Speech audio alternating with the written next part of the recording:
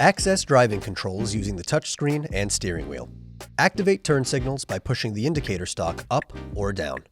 Your turn signal will turn off automatically once your Tesla detects that you've completed a maneuver like a turn or a lane change.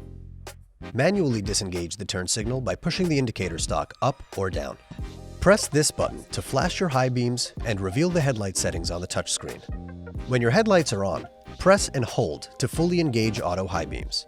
Press once to disengage high beams. If you prefer to dim your high beams manually, tap here to disable auto high beam. Honk your horn by pressing the center of your steering wheel. Press here to wipe the windshield once and bring up the wiper settings on the touchscreen.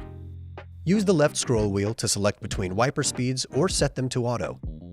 Press and hold the wiper button to wash the windshield. To shift, press the brake pedal to reveal the drive mode strip on the touchscreen. Swipe up for drive, down for reverse, and tap P for park. To shift into neutral, go to Controls and hold Neutral.